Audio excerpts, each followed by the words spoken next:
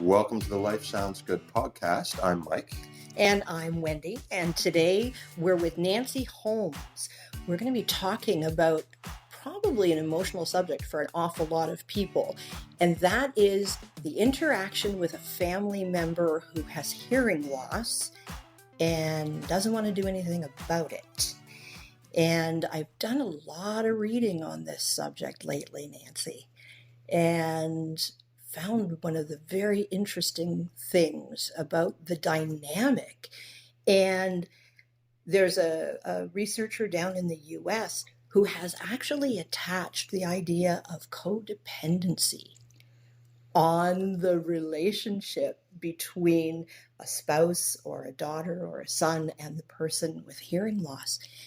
And it was interesting because I connected it to the fact that we have 1/3 of the people who come in to Hear Well Be Well find they have hearing loss and they leave without looking at any kind of treatment.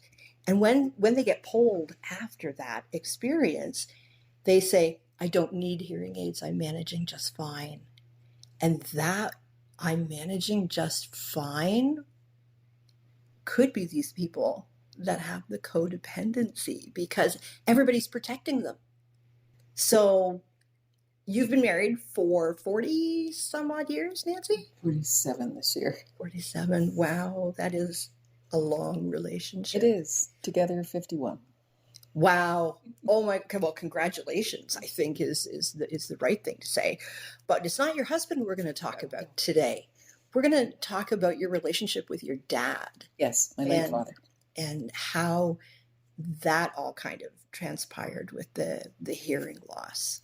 You said your late dad. So when did he pass, Nancy? He passed away in 2016. He was 93 years old. Oh my goodness Wow. Gracious. Yes.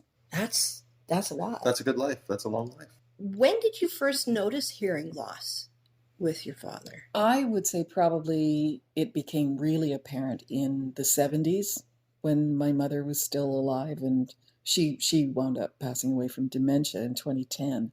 But leading up to that, Dad's personality was such that he was a bit on the aloof side anyway. He worked a great deal. He was a professor of geology. Worked a great deal away from home a lot because of his work. And he was never a chatty person at all.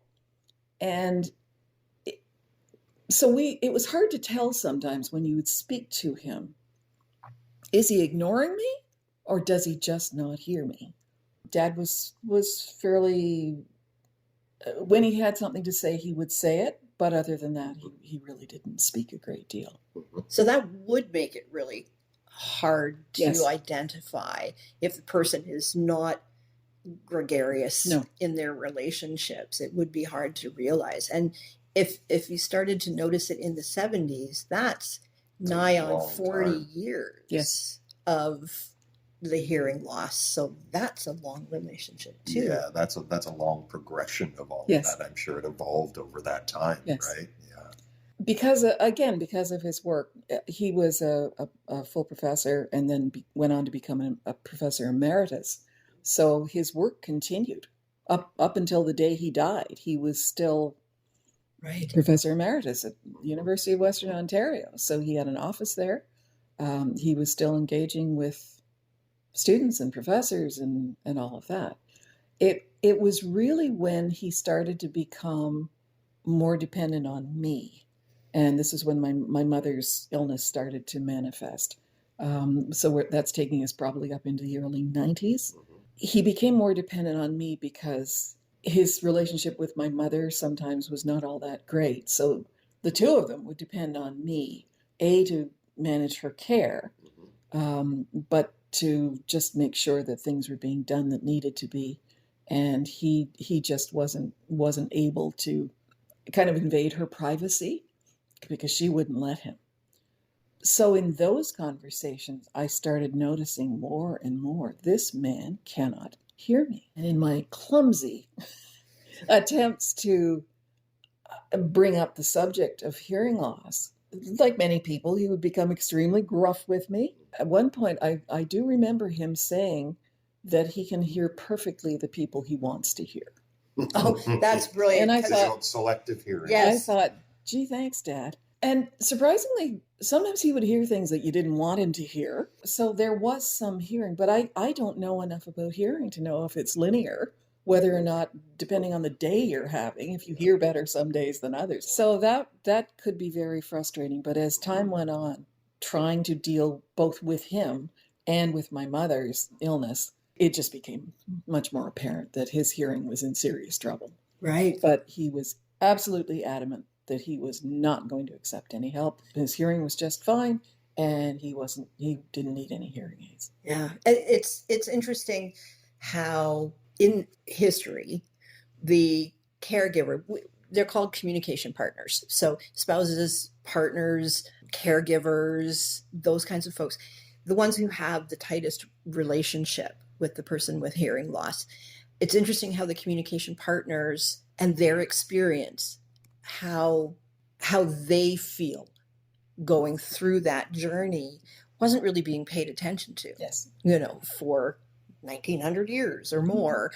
And now the World Health Organization has actually identified that experience as a third-party disability. He thinks he's coping and he's feeling okay with the situation, but clearly you're not. You're taking the brunt of it. You're feeling the frustration. You're feeling all the communication errors and still trying to function, Yes. right? I mean, this isn't an individual thing. Right, exactly. And they've looked at the stress levels of the communication partner and the embarrassment when something is said that's not on topic or is off color or whatever.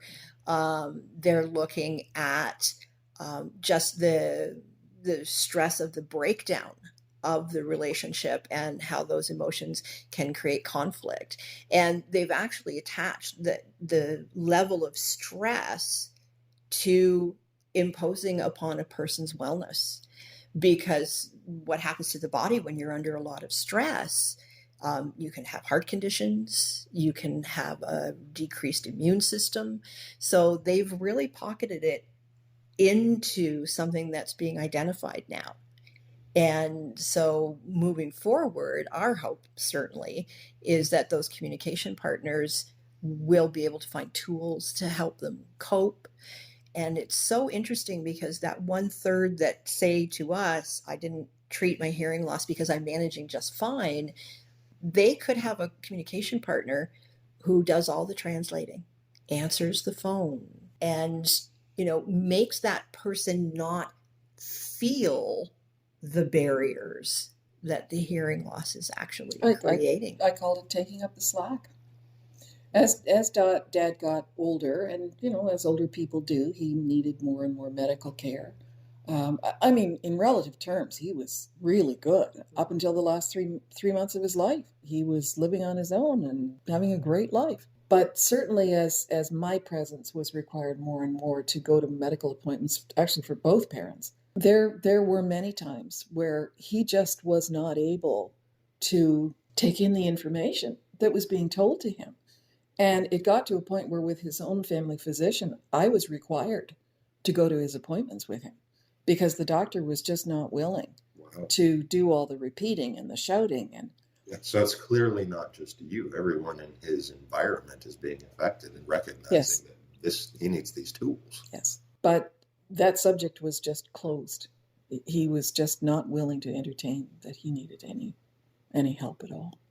Did you know your dad well enough that you could hypothesize why he was so stubborn about it? I think it was just personality. Maybe it was a man thing, not wanting to. He was, born in 1922. He served in the Canadian Army. He was strong. You don't show flaw. Don't show your weakness. Exactly. Right. Towards the very end of his life, he did have some atrophy in the frontal lobe of his brain. Never progressed to dementia, but as his memory started to fade, then you've got that piled onto the hearing loss. And certainly dealing with my mother's situation, the two of them were totally dependent on me because we would be required. Mom was at the wonderful McCormick home, but you have conferences at least annually to discuss the care and the care plan for the patient. And it was all me. Dad was there. He participated as best he could, but I had to take the pretty much the full burden of all of that. How did that make you feel?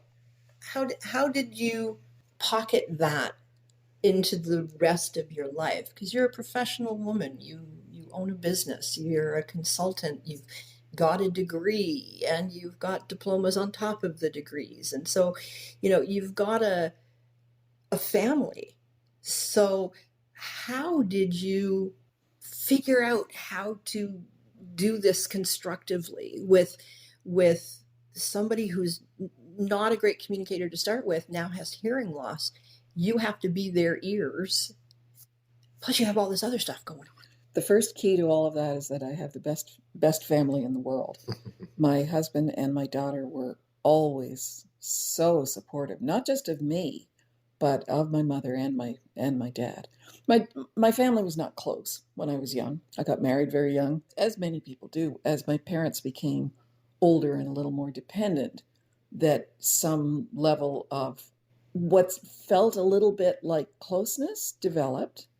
It was hard to tell with my mother because of the dementia, but I certainly had to spend a lot more time with my dad. And so I, started learning more about him and things I never ever knew. But even those conversations were difficult because he couldn't hear me. Was his hearing loss ever profound? No. But it was certainly sufficient that I was required to repeat myself endlessly. And unfortunately, when you are required to repeat yourself and your voice has to get louder and louder, you feel your shoulders coming up and your back stiffening, and you feel angry. That's not how I wanted to be with my father. I don't know what changed. He had moved into an apartment, and all of a sudden he told me that he had gone to a hearing place. Can't tell you why. I knew better to ask, because either he wouldn't answer me. Most likely he just wouldn't answer me. And so we set out on a journey with some hearing professionals who were, I don't know where they found the patients, but I guess that's just kind of built into the job. You would know that better than I. Yes. And I think he went through 3 different pairs of hearing aids before finding something that he could actually manage on his own. Well, no, I say on his own, no, with my help. Dad had some interesting ideas about things. I would find him wearing one of them. Oh. Why are you doing that, Dad? Well, I have to save the batteries. Oh, wow. And so I would haul out of my bag the big box of batteries that they gave me. And I said, we've got all these batteries and there's lots more where they came from. And I said, you've got it on your calendar. I change these batteries faithfully every 2 weeks. There's no saving of the batteries. So he had some interesting ideas about how to use them. But the thing that changed was that for the first time that I could remember in years, I was able to have a normal conversation at a normal level with my dad. Oh, wow. He was required to go for, apparently this is what happens to elderly people. I guess I'll find out. Won't we all? For geriatric psychological testing, just to kind of gauge where people are. And it's quite an involved process. And we were with the Thames Valley medical team attached to White Hills Medical Center. Wonderful group of people. But you're going from person to person to person to person. And in fact, they interviewed me, a couple of them. But in the intervals between these sessions, Dad and I were sitting out in the lobby. And he had his hearing aids in. And he and I were able to have a perfectly normal level conversation. And we just sat there and talked to each other. And I couldn't remember having had that experience, certainly not in recent memory. And it was just, the shoulders coming down and you feel like you can relax. And we were just able to talk about things. So that was life-changing. I think possibly more so for me than it was for him. I have often wondered that, whether ultimately the getting of hearing aids that are properly fitted, properly programmed, and that person can now hear the birds or the raindrops or all of those things, And that's wonderful. But particularly with all the reading I've been doing lately, I'm like, that might be a larger change. Oh yeah, when I put for myself those. into your shoes and just imagining that being the experience for so long, and then all of a sudden having that dynamic paradigm shift in our relationship in that moment, and just recognize it, almost be like you say, it would just be filling you with emotions, right? Right. Almost just as or more impactful than hearing the birds for the first time in 40 years. Yeah. Right. Well, the thing that's really struck me was the tragedy of missing out all those years when we couldn't really have a conversation. It was just more an exchanging of information, usually him telling me what he needed me to do. Right. It wasn't really conversation. And so it was life-changing and relationship changing. I was just going to say, how did you see the relationship start to shift after that between the two of you? I mean, obviously now you're able to communicate, not just pass information, but did that evolve things at all? It was still a battle to get him to faithfully wear them. And I know you run into that people wear them Absolutely. part-time. And you said in your presentation that that's not good for your brain. No. So it was a battle. But I early on said to him, Dad, if I'm here and I'm talking to you, I will stop unless you have your hearing aids in. I will not go back. Good for you. Nice. So I had to lay out some boundaries for myself. It was difficult, again, becoming so elderly. He, from time to time, would have to go to the hospital for various things. It sounded very odd to me at the time, but here's my father was a towering figure in my life. I mean, he knew everything.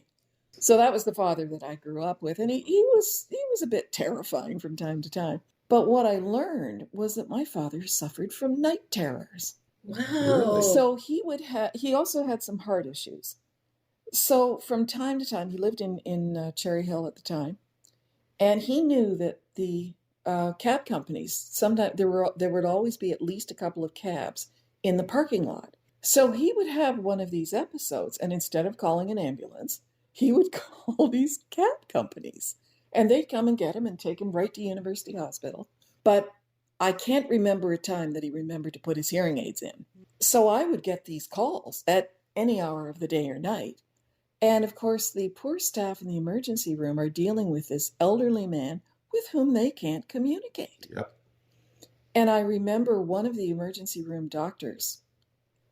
Dad had been there for already probably an hour by the time I made my way there. And I walk into the cubicle, and this doctor is shouting at him, right up in his face. And I was so outraged. And I said, you have to stop. My father has a serious hearing impairment, and you shouting in his face and asking him why he's here is not helping. What is it you need to know?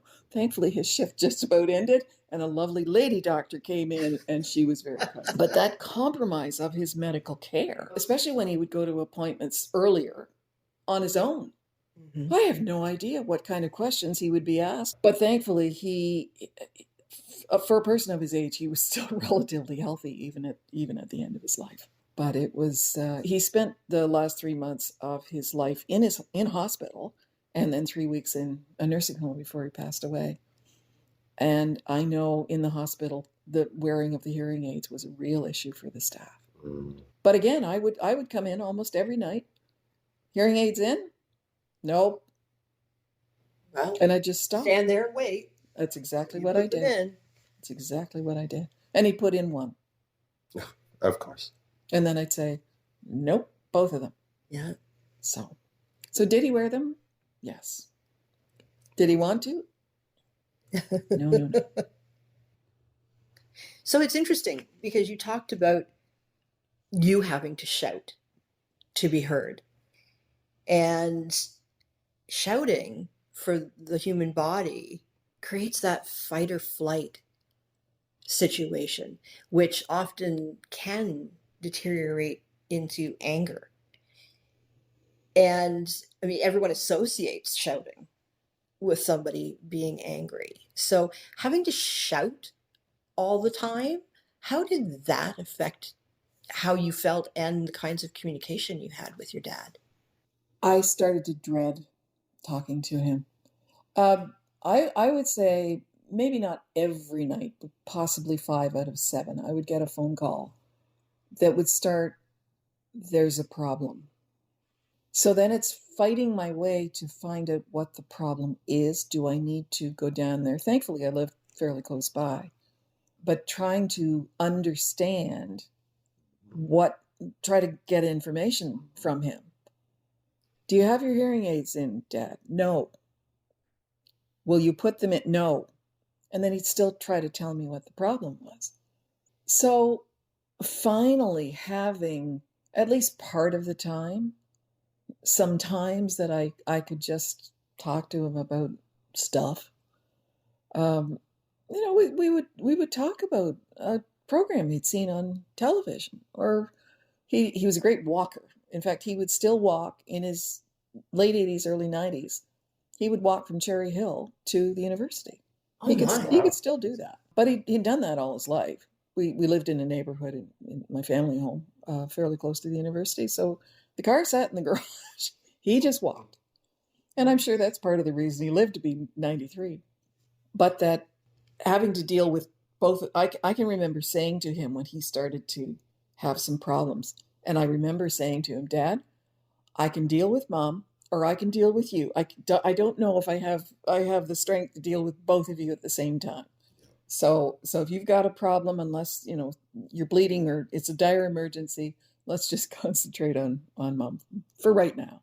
So those periods of respite when he would wear the hearing aids were, I look back at it and remembering feeling closer to him than I have ever had in my entire life.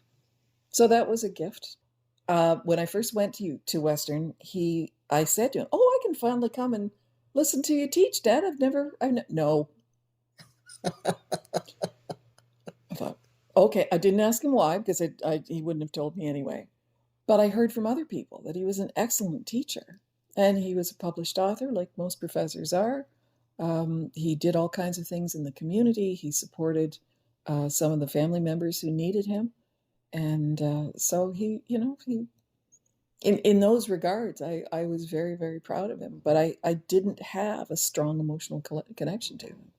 But as both parents became more dependent on me, I guess those kinds of things develop. Is it a normal kind of emotional connection that you do with parents and children? I don't know. I have never had that, so I don't really know. So we had some good times at the very end. When he moved into Chelsea Park, I remember we got all his stuff into he was in the assisted living, not nursing home, not completely independent. And we went for a walk, imagine. And we walked all the floors, and it was Christmas time. It was early December, and we looked at where everything was, and the spa downstairs and the pool.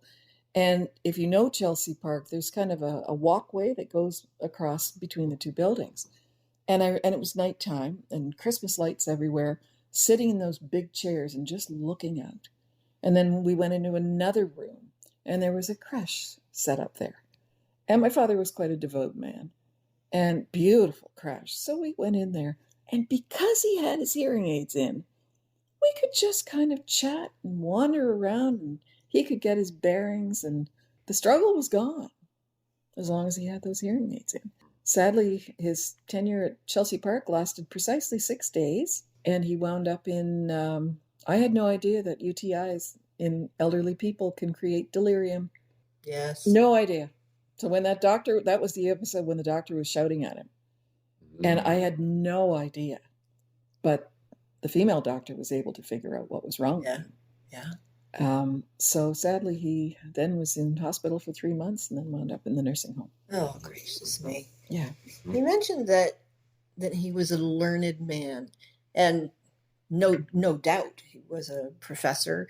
So I find it interesting that someone who is so educated, so smart, so engaged with his world, that there would be such a period of time where he wouldn't want to engage with the idea of correcting his hearing.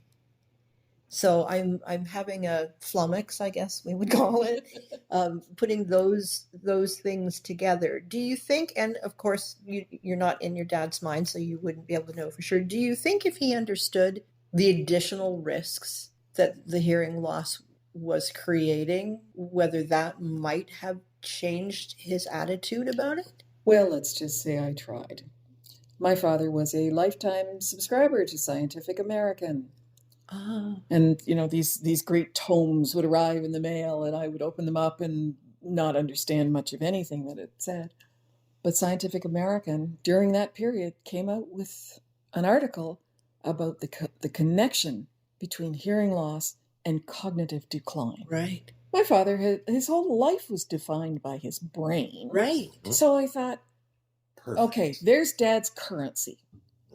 Damage to his brain. And even that didn't convince him. Wow. I was so shocked because I thought anything I've said gone right over his head. Or he's just quite literally not hearing me. Certainly not listening to me. And I thought if I can present that as a threat to his ongoing cognition, then maybe, but not a chance. Wow. Yeah. So that surprised me because, he was the very definition of a lifelong learner. But I think maybe it's just when there's that entrenched idea, I'm not gonna do that. I don't care what you say to me, and I can't hear you anyway. I'm just not going to do that. But that was my own, that was the one time that I felt, okay, I got the solution. And talk about crashing down after that. I didn't know what to do after that. Yeah, because I absolutely see your logic in thinking that article from a publication that he respects about something that means so much to him. Yeah. So his heels were dug in. Mm-hmm. Oh, wow. yes. Yeah. Wow. So when in your presentation, Wendy, you were talking about all these kind of peripheral ideas about the effects on other health. Right. That's why I was sitting there looking at you the way I was, because all of that is resonating with me because that's what I went through. Yeah. And you start to, I'm sure, to question, if this had changed earlier, how would this have played out then? Yes. Right? Yes. From relationship to cognitive decline to yes. All the way to the end of day, right? Yes. Yeah. Before your mom started showing symptoms of dementia, did you and she ever talk about your dad's hearing loss? Did you ever get any communication from her about what she was dealing with? She would just complain about. They didn't communicate, the two of them, very much at all. So, and if they did, it was probably not a very pleasant conversation. So it affected her only because she would have to repeat herself and all of that. But with that minimal conversation, she kind of lived her life and he lived his. So I would have to say it was because I was cast in that role of him needing me that communication was required. And so prior to that, they were both very healthy, able-bodied people who had lived most of their lives with no physical ailments at all. They didn't even have arthritis, no cancer, wow. no. My father had some level of heart disease, but up until the very end, it really wasn't, it certainly didn't slow him down. And my mother was remarkably healthy, body-wise. Right. It was her cognition that declined. My dad worked at the foundry for Ford's in Windsor for most of his career. And when he wasn't doing that, he was working at a pulp and paper mill in British Columbia. So his hearing loss was absolutely noise-induced. Because, of course, his career was during a time where, sure, there is hearing protection available, but it wasn't a requirement. He had noise-induced hearing loss. The noises in the foundry were astounding, but I can absolutely attest for the fact that hearing protection was not all that, because my dad took myself and 3 of my high school friends on a tour of the foundry, and even us 13-year-olds, we didn't have to wear hearing protection while we were wandering around the foundry. So it was quite interesting to watch the dynamic between my mom and dad, because dad definitely had hearing loss that he labeled, as Mike commented earlier, the idea of selective hearing. But my mom was really in control of her life and what was going on around her. And if my dad had her repeat something more than once, she had this look. And the look was reserved for these moments. And she would just slowly turn her head and say, Tony. And there would be the face. And what was funny was he never did get hearing aids. And the conversations that ended with my mom's very special, I'm not repeating myself face, they just wouldn't finish the conversation. So I'd be standing there watching this dynamic as an adult. I would be watching, and it's like, that's one of the funniest things I've ever seen. Like, that's sitcom level. The idea that there's just this face, the slow turn of the head. And he knew. That's the catchphrase. He knew. He knew. I wish I'd known your mother. I could have learned. I think that's indicative, though, of a different relationship. That you've got two equal spouses. Yes. I think possibly I put up with the shouting and the aggravation because the parent-child thing was still there. Yes. And there was also a level of guilt, I suppose, that if you spend any time at all in a nursing home, there you see the way other families operate. Mine was not typical, but it would go from the extreme of people who had no visitors at all, even though they had families, to, I remember one woman, her entire room was covered in little pink signs of instructions to the staff. She came in every week to collect her mother's laundry because, of course, the nursing home could not possibly do mom's laundry properly. So you had that level of, I'm doing this and I'm only grudgingly allowing you to care for her. So there was a level of guilt for me that I couldn't be like Mrs. Pink Sign. I certainly wasn't totally neglecting my mother. But there was that level of, am I doing enough? Am I doing enough? Am I doing enough? And the same with my father. That the only time he really was calling me, there's a problem. Right. Except he was calling me almost every day. So I had contact with him, be it in person or on the phone. So it became an interesting dynamic. Mm-hmm. But too much of it colored by the inability to effectively communicate with each other, easily communicate. Yeah. Which I guess is effective communication, isn't it? If you can easily communicate. Right. Yes. Yes. The other thing that would worry me is when he would venture out and go to his favorite drugstore where they all knew him. My father was a very imposing figure, tall, good looking. And so he could be a little tiny bit flirty with the female staff. He was very charming. In fact, I remember saying to him when he moved into the apartment building, I said, Dad, just be prepared. You are going, because I manage seniors housing, you are going to have a whole bevy of new female friends. Mm-hmm. Mm-hmm. And the fact that your wife is still alive won't bother them in the slightest. Just be prepared. So he would go over to Cherry Hill and, do his shopping, whatever. He was very, very independent, very capable.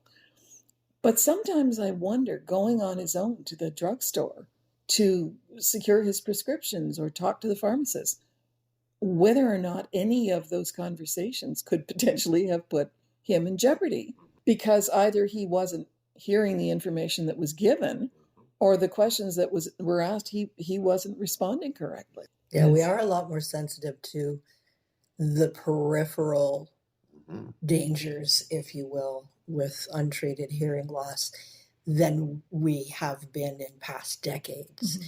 So we think now more about, did the pharmacist say twice a day? Did he hear once a day? And, or was it 2 tablets once a day versus right, exactly. So it can be such a challenge. And your comment about the different relationships between my mom and dad, equal partners, and your child versus parent dynamic is really interesting, because that happens a lot because we've got so much divorce now. So there isn't always that tight relationship that lasts forever. So a lot of times it is the kids who are noticing the problem, particularly in age-induced hearing loss. And it does make me ponder whether the kids are still kids, even though they're adults, in the mind of the parent. And so they can't possibly know enough. I think it's that old phenomenon. It's why there's so much conflict at Thanksgiving and Easter and Christmas. When families get together, you all revert back to your old family dynamic.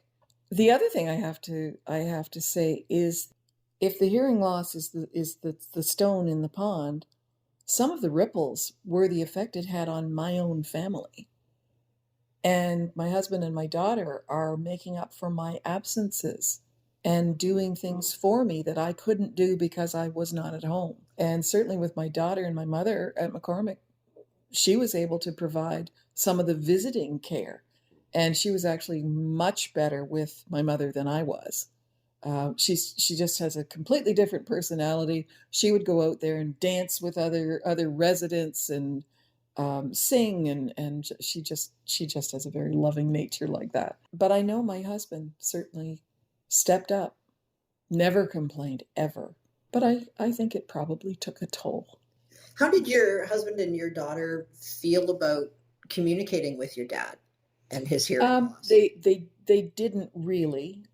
My husband and my father were kind of polite to one another. They didn't really have what I would call a family relationship. Dad came over to our house for dinner, and generally he would sit on the couch. I would always have a good book that I knew he would be interested in, or most likely a newspaper. And he would sit there and wait until the dinner was ready and just enjoy being there.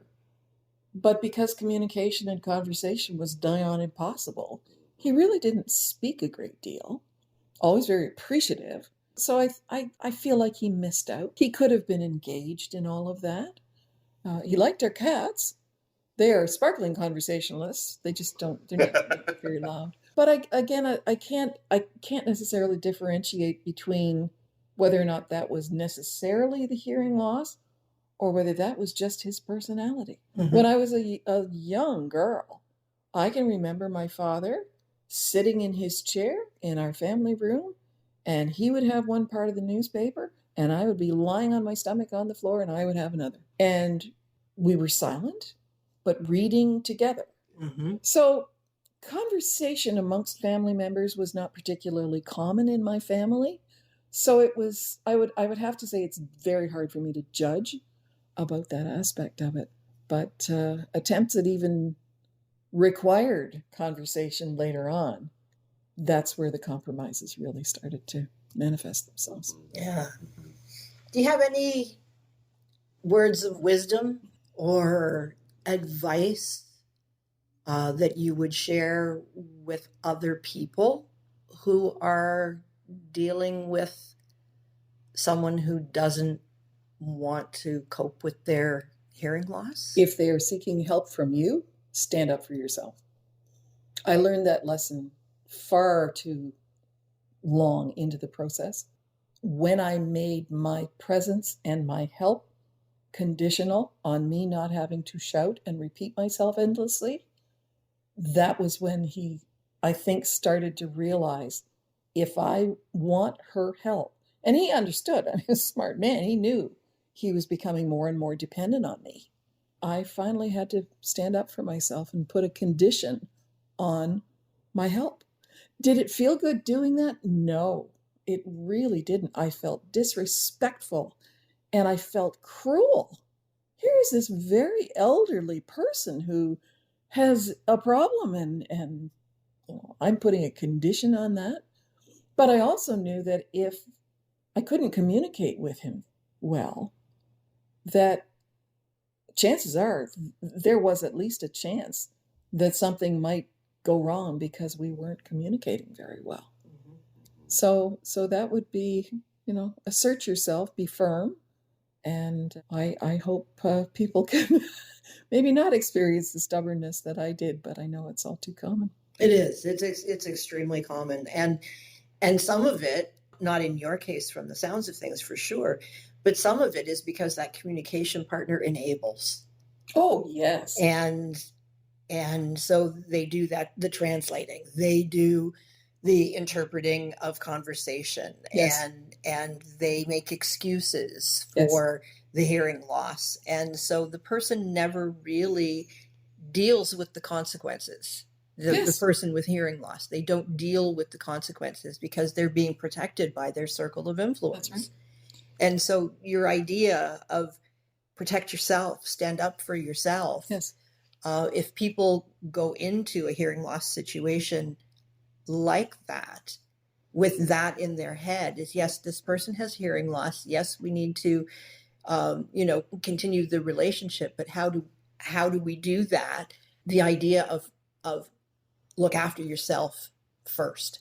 It's sort of the oxygen mask on the plane kind of thing, especially when those very real negative, detrimental aspects start to visit themselves upon you because you're trying so hard to make the world okay for your loved one who has that hearing loss. I also think that all of the topics you talk about in your presentation about all those peripheral things that are affected, I got to know a lot about hearing loss, whether I wanted to or not. And I didn't know about some of the things that you were talking about. So I would hope there would be a way for people to learn a lot more that hearing loss is not just about your ability to hear. Yes, that's very true. And for people who haven't seen my presentation, you can listen to, I think it's episode 4, where Mike and I talk about all of those connections with hearing loss and other pieces of health and wellness. So you could check out episode 4 to learn a little bit more about what Nancy's mentioning, all the peripheral things that make a difference with hearing loss. That's awesome. Thank you so much for joining us today, Nancy. It's been a great conversation. Yes, and it's been my pleasure. Absolutely. Thank you. your dad sounds like a real character. Oh, he was. and that's what makes the world interesting. Yes. Are those characters. Yes. So I appreciate you coming. No, thank you for having me. And as always, check us out on Facebook to know when a new podcast is coming out. Subscribe where you get your podcasts. And thanks for joining us. And thank you again, Mike.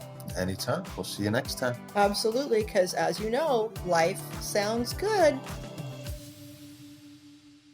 Nancy sent us a note after the interview had ended, and we'd like to share it with you. As I drove home this morning, I realized I should have told you about my father's last wishes. The lifelong learner, the career scientist and educator, wanted to donate his body to Schulich Medical School, intending to continue teaching even in death. Unfortunately, that didn't happen for a number of reasons. However, it occurred to me that perhaps in a rather perverse legacy, someone will learn something valuable from our interview about his experience with hearing loss and my own as caregiver. The professor lives on.